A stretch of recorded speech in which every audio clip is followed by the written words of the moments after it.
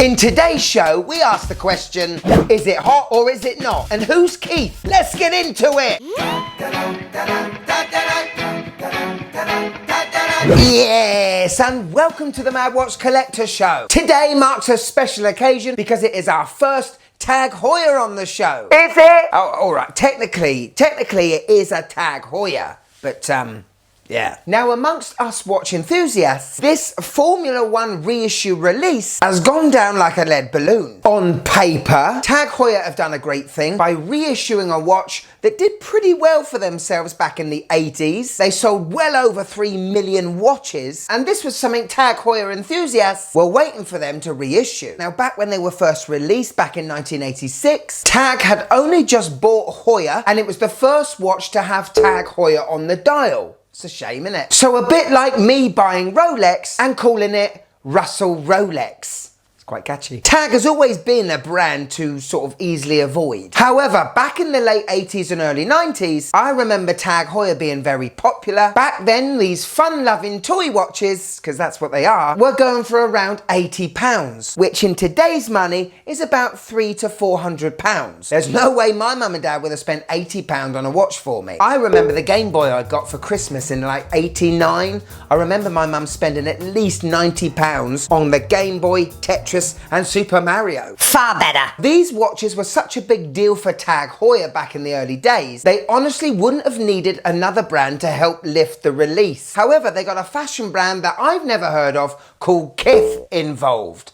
I mean, it sounds like a word that my daughter finds on an activity workbook at school that she asked me whether it is an actual word. Now, Kith is a letter E short for the name Keith. Now, no disrespect to the name Keith, but it's got to be the worst name you could call a baby in 2024. Keith Heuer sounds like a salesman from Bolton who's just about to give me a great deal on some double glazing. The funny thing is, a lot of commentators out there on YouTube have been pronouncing it Keith. So I think from now on, we're going to call it Keith. And I'm not going to go into too much detail about Keith, but listen, when you go on their website and see that a baseball cap costs over £300, that's when you got to start sort of thinking about going elsewhere. Anyway, the founder of Keith, okay, had one of these watches when he was 13. Yep. He was a kid, so he'd have a kid's watch. That's great, isn't it? But where his parents paid £80 for his watch, the new generation of parents have got to fork out £1,350? On the outside looking in, this seems like a bit of a cash grab with two so-called luxury brands, where the watch is probably worth £300 and the marketing is worth £1,000. Keith has been very kind enough to give us a suitcase with all 10 for £18,000.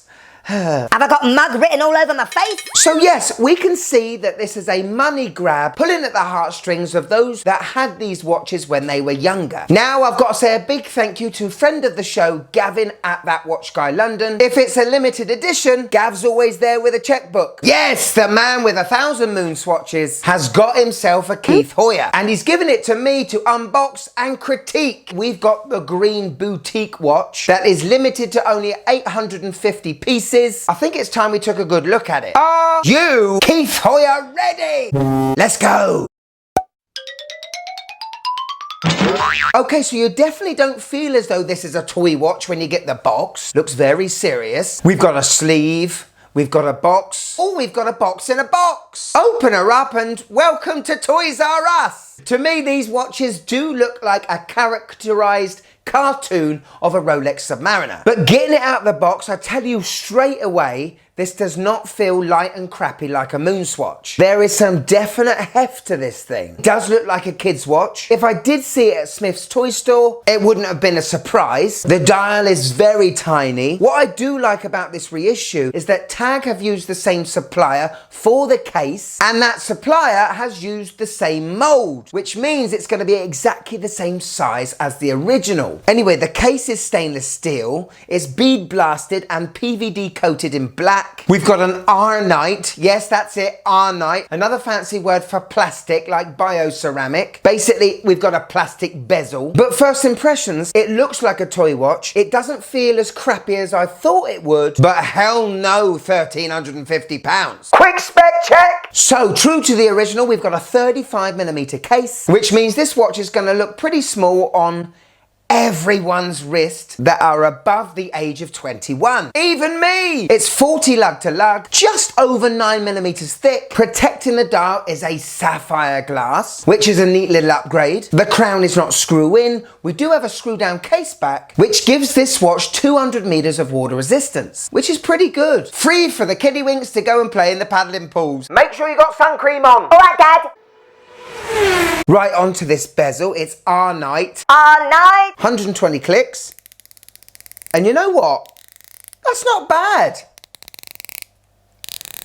Just what you'd expect from a toy watch.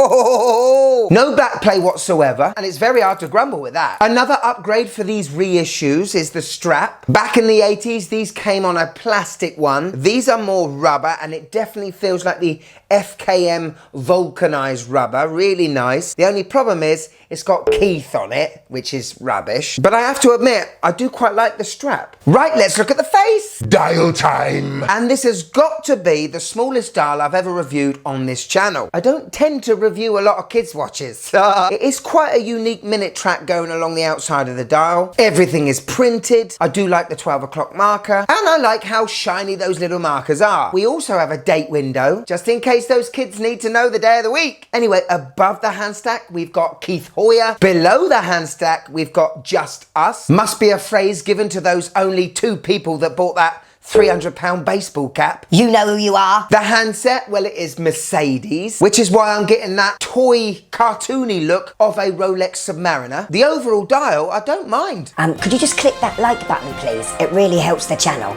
Thank you. So lume on the hands, lume on the indices, and lume on the R-Night. Bezel insert. Out of 10, how much does this puppy glow?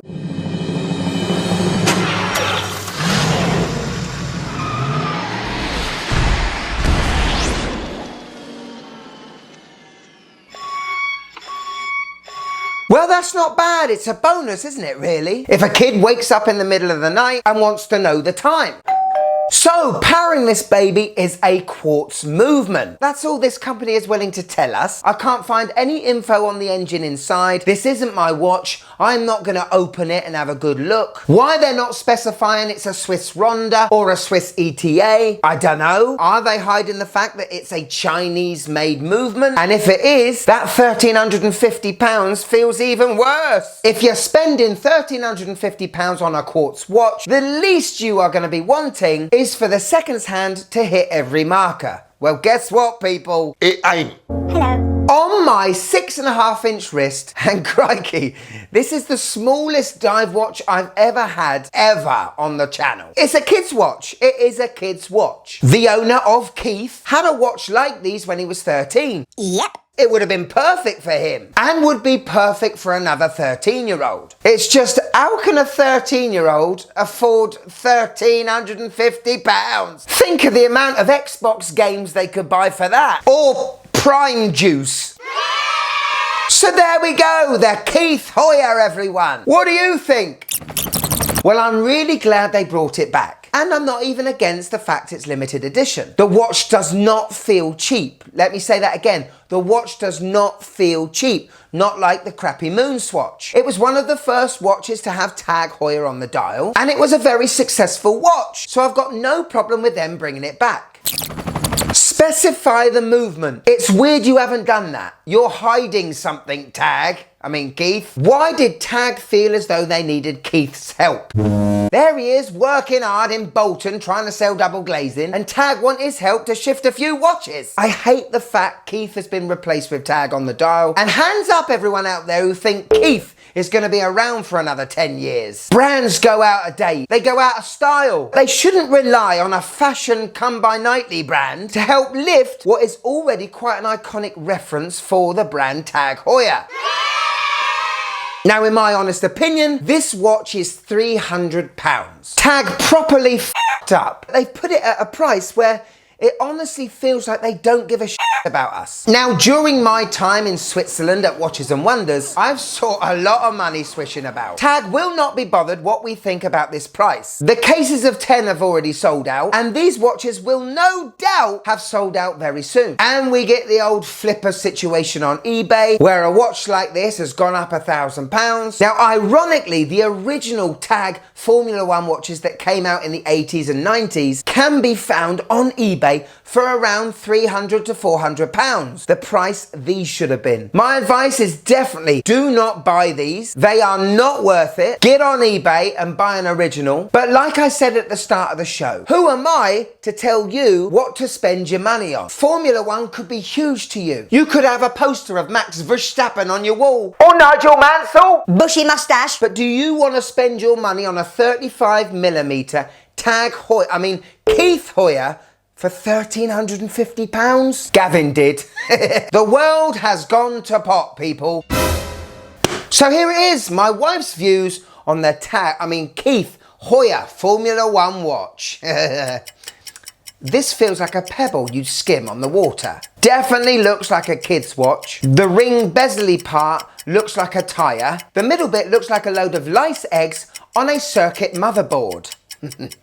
And who's Keith? So there we go, I won't be buying this for the wife, I tell you that. I didn't even tell her the price.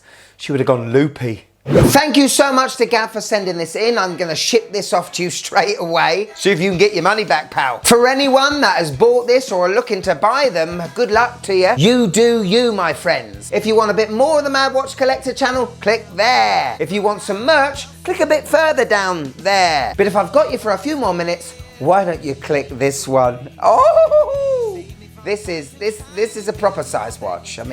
That's quite rich coming from me, but this is a proper watch, you know. Hey? Yeah, this is pretty good. Go on, click it. Click it!